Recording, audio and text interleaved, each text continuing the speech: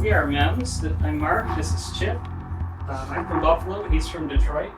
So we're going to go over a little bit of history for Buchla and for ourselves, so we kind of like to mix the two together. It's very much like gonzo journalism, like place yourself right in the mix. So initially, back in the 60s, many of you might have heard of the San Francisco Tape Music Center. Mort Sabatnik and Ramon Sender started the center to democratize the creation of tape music. Now, of course, back then, they would cut up tape and splice it to create new sounds. So here's the original studio before Don Buchla the studio. And what they would do is they would actually record sine waves to tape and then speed up or slow it down to create sequences of musical pitches. So this is very cumbersome, of course. It takes a lot of time, a lot of effort. You have to be really good at splicing, obviously. Eventually they met Don, and Don had some ideas to create a better experience for splicing tape.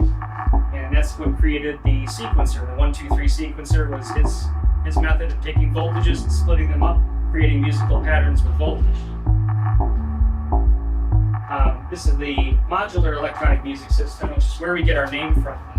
Since the initial rendition of the Buchla was called the M.E.M.S system, Buchla did not want to create a business. He didn't want to sell any modules. He just wanted to create modules for the center at this time. Eventually, so that's why the original modules say San Francisco Tape Music Center, because they were made specifically for the center. There's M.E.M.S. That's the first schematic where we saw that, and that's where we came up with the idea to go with that name. And this is Don with what we call Prototype 0. This is the M.E.M.S system. We had the luck to see this last year. I'm not sure of the fate of the M.E.M.S system, but hopefully it's going to go, in the right hands. As M.E.M.S is no more, it's at least. We did get to take it apart. Yeah, took it all apart. Got to look at it. Close to person. I like to look at that face that Don's making, and whenever we try to make something and it doesn't work, that's the face I see in my head. This is right before Chip and I met. Chip was helping out at University of Michigan, taking apart a CBS Buchla, preparing it. The guy he's standing next to him to his right, that's Lon from Hunting Lodge. He was actually helping them take pictures, helping Chip take pictures of the models. Old school industrial man in the 80s. Chip's Chip is a machinist he does a lot of stuff with machining, metalwork and everything like that, so he's very good at measurements. I got my caliper, don't measure me. So it was at this time that Mike Peak had found out that I was working on Buchla clones of my own. I was just learning CAD software. I'm self-taught. We're both self-taught. We had no idea where to go with electronics before we started this whole project. So what we started to do is systematically recreate the modules from the ground up. The original CBS from University of Michigan, and then we started making panels and circuit boards that would match the feel of the original modules. Now, of course, a lot of things. I came out of making guitar pedals. That was like the first place into electronics that I got my feet wet. So a lot of the thing was mojo. You know, a lot of the traces on the circuit boards, like the thickness, the shapes of the traces, they added their capacitances to the circuit. So I didn't want to do what everybody else does and put parts on a module and just auto route it or just route it as easy as possible. We wanted to make it as if you had just walked into that university and played that module. That was a big step for us. So on the left, this is an original CBS 111 dual random source, and then this is our replication of right. We had to make some changes as parts became unavailable, like these wire-wound pots on the left. Those are terrible trimmers.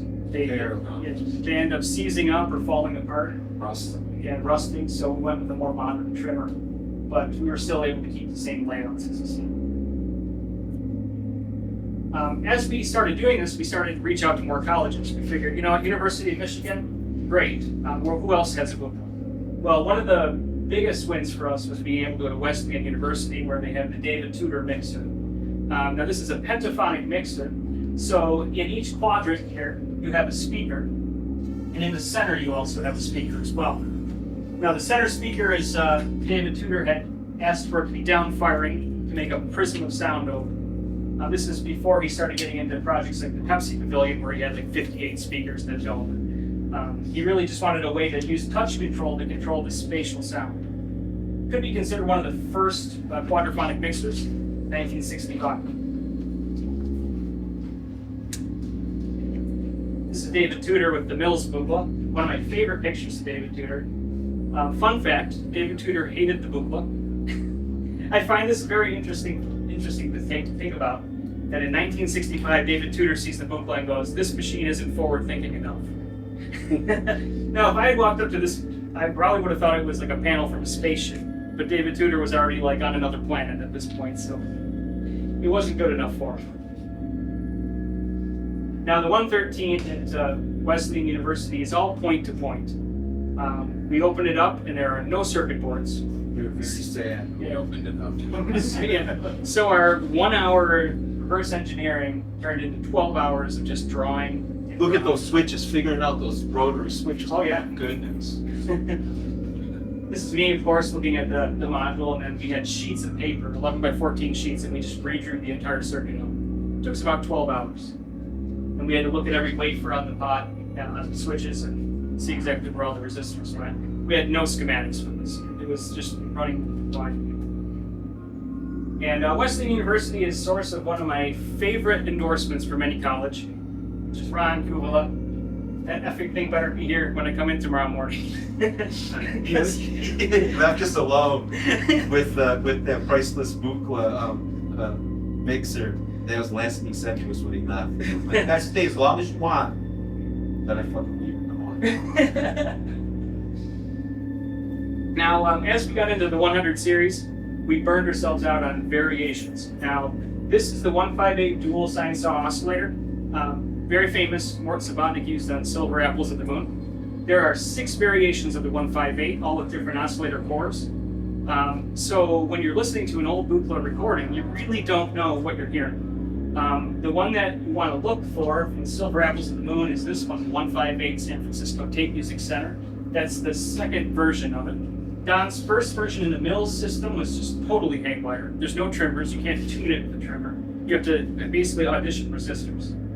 Absolutely wild. The other thing I have to say is after you've stared at it as much as we have, you see the weird faces and stuff in it. I see like the weird, like the alien guy standing like this. It's like we've stared at them a lot. The one that you hear the most is the CBS 1588. That's the one you hear on a lot of recordings. It's at that point CBS has reached, of course, when Buchla sold CBS, more artists were using the system. Now, Don eventually got sick and tired of making modules during the CBS phase, so a lot of universities couldn't buy them from him. Columbia University started cloning their own modules, and I find this interesting because this happened in the 80s. People wanted to order modules from Don, and they're like, no way. He's like, no way, you just stop answering the calls. So Columbia University had team students actually reverse engineer. And there's a picture of this system, and I originally thought it was just prototypes from Buchla. Absolutely not, it's all student made. And it's just absolutely haywire. It's just, they took out a Xerox of the back of the board, and they basically made a quad 291 filter by sticking them together like that. It's my favorite picture of Don at the 200. This system here is at Stony Brook, Long Island. And one of the biggest Buchla cabinets. These cabinets are the worst cabinets to take modules out. Particularly. Yeah.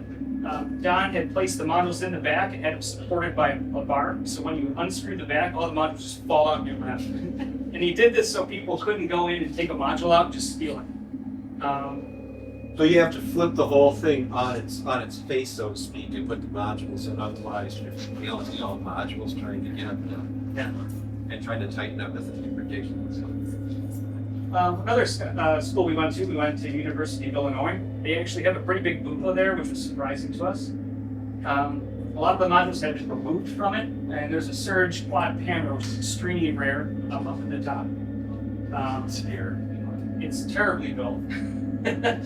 But I've got telephone wires, all the wires spike like telephone, solid board wire. It's a close-up of the University of Illinois system with our favorite keyboard, the 217. This is Oberlin Conservatory. This is the reason we came here. That's the 212 dodeca module. One of the very few that are floating around in the world. That was part of the System 101, which had an actual keyboard. Surprising.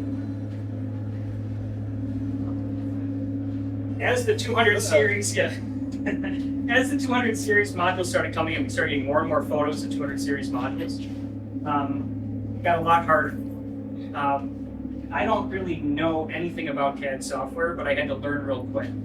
So basically, I was making my own packages with asymmetrical pads. So some of the pads are on the bottom already, some on the top and the bottom, just so we could fit all the traces. And these are all hand drawn. What's that?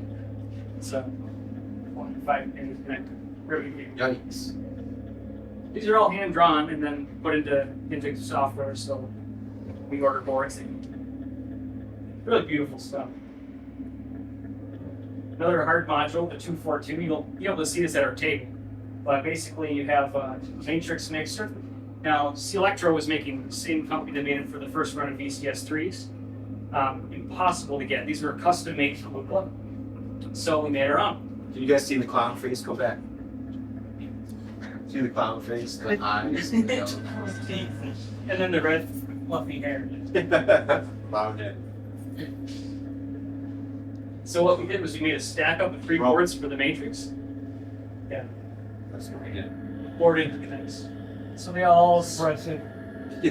Try soldering it together. Yeah, you have to customize the soldering iron to make it. Woo! And that's the module.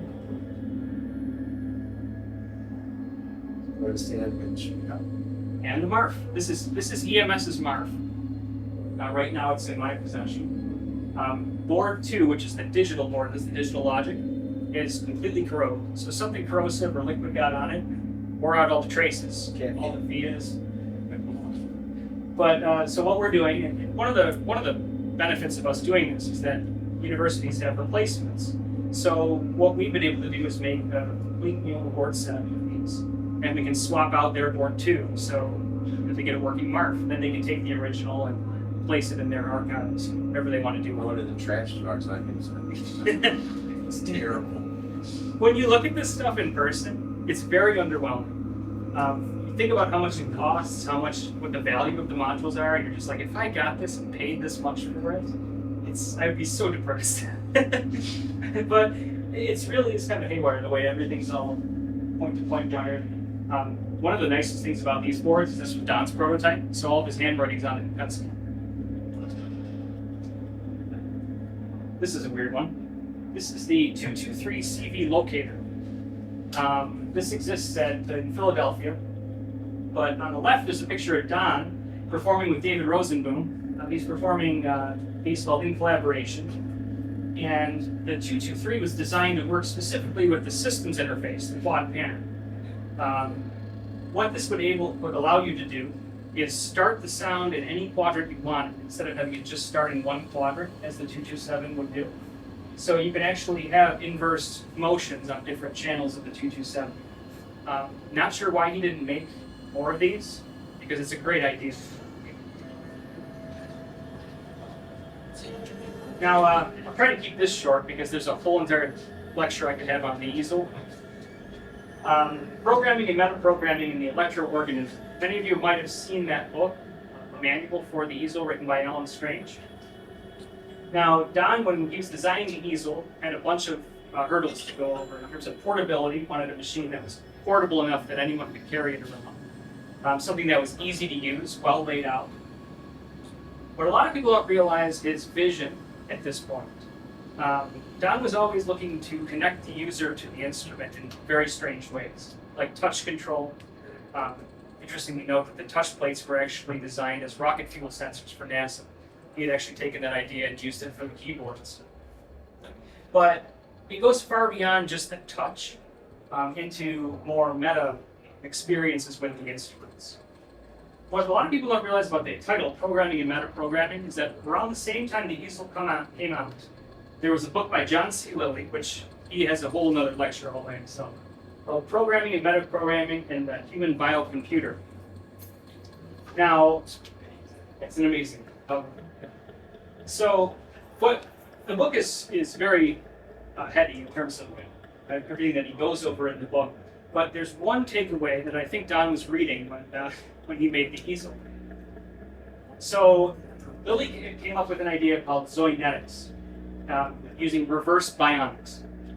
So the bottom paragraph here is that zoinetics is developed around the axiom that whatever humans create inevitably inherit and reflect in some ways their brain's design. It is therefore hypothesized that we can understand the code and or predict constrained structures, principles, or reveal patterns of design, biological matter, in the human brain by reverse bionicking objects around us constructed by humans.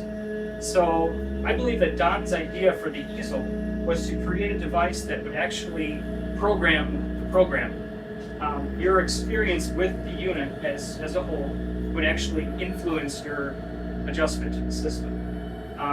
David Rosenboom would always talk about how humans are often seen as an input or as an output-only device, where we would just output and output and output. But we should really be seen as a feedback, constantly taking in inputs and releasing outputs at the same time. There's a poem by Don Buchla and Charles McDermott that's very important to this. And basically, the operator functions in a special relationship to his own perceptual feedback system, a system in which the machine functions as a critical interface within the circular circuit. Now, the circular circuit has been seen as the input-output loop of the performer. This poem is actually very interesting. It's available, I think Todd Barton shared a PDF of this somewhere on Wiggler. Definitely worth looking it up. It's by Charles McDermott. But it's pages and pages long. It's written almost in cut-up style where it's very complex. And this is just one more step further, of course, into connecting the composer to the instrument. This is David Rosenboom performing On Being Invisible with a Buchla 300. And what he's doing is he's listening to the system and controlling the system with brain waves simultaneously. So his idea for On Being Invisible was basically that you're listening to the performer compose in real time. The piece has no real structure to it. It has no real, there's no sheet music for it other than having certain events going on, maybe 3 different musical phrases, and you listen to each of those phrases, and then your brainwaves will actually adjust other parameters of the synthesizer as you were listening. Very impressive. He has a very good article that he wrote. It's about biofeedback in the arts. It's still available through Frog Peak. Definitely worth picking up. Dave Rosenberg definitely took the Buchla to like the next level. And this here, not very many people have seen this. This is the EEG edition.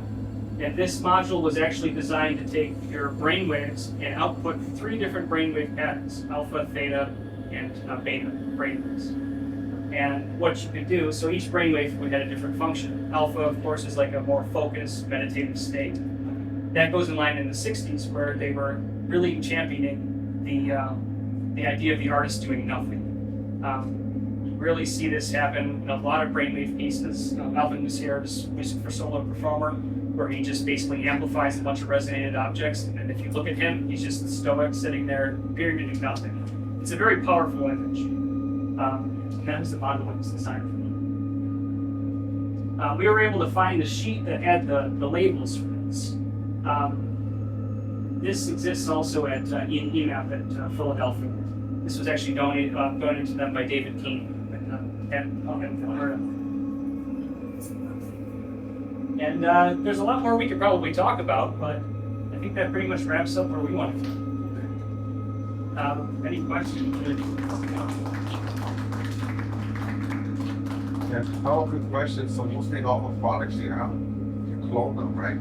Absolutely, yeah. We wanted to make re-engineer. The way you clone them, that's the honest. Yeah, I would say, yeah. Well, So it's really it really boils down to having these modules like warts and all. I want, like when we made the 132 waveform synthesizer, we were talking to Ron at Wesley, and he goes, well, you could improve the shelf of these partials by, and he started writing all these schematics on the board. Filters, and Chip goes, you're wasting your breath, because Mark will never change the circuit. And we wouldn't. Like, we would want that module to operate exactly as if you'd walked into M.E.M.S and used their system. Even if there's certain quirks or things that it doesn't do 100% correctly, we want the end user to experience The only that. time we change something when it's like the part's not available anymore. Like for instance, there's a couple filters that have central op amps that the pin out's different. We can't use it because it was so early that it wasn't standardized. So we left it. If you ever find UA 749s, we can put it in there. We make replacement ICs, we call them. And that's got an op amp on it. We just use all the pins around. Yeah. But yeah, everything else is exactly like the original, just like a time machine. There's some things too that we changed that are just design flaws. When Don was doing stuff with Logic, he would do all sorts of weird stuff that wasn't necessarily correct with You would voltages. just smash. He would take Logic gates and just smash them together to make new like Don Logic.